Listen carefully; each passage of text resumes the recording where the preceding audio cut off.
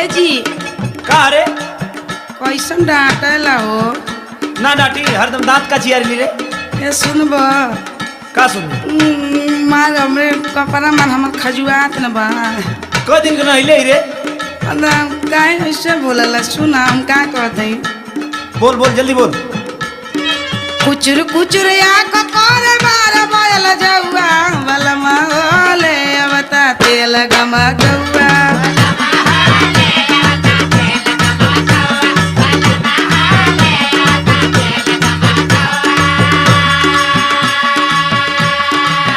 तेल गमकौआ लगा लेले से तू आदमी हो जेबू। लिया जातै सा। सुन दांत मत चियार। तोहरे मुहर कम का सोर पूरा गौआ छछुना रो का करबू तेल गमकौआ।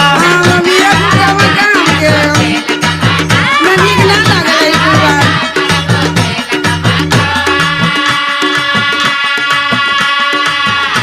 कौन है कि तन काम के बढ़िया में गमकौआ साबुन ना लिया के दे देतवा, खाली बस फुहरी फुहरी करबा। ना चुप रहबी। ना हम चुप ना रह, सुना हमार बात। पियवा घरे बाती ले सरी का आइल।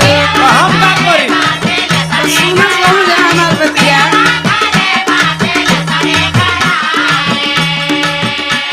अली रमा का पाउडर या साबुन ली गाइल।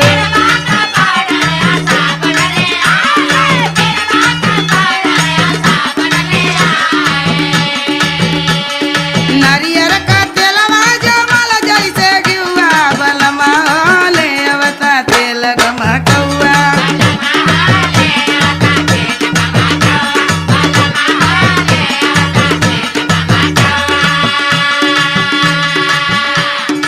तू तिलसरी का नाच करे चलल बड़ू। जाके तिलसरी का चेहरा निखारू। आ तो ही देखल तो हम का देखब।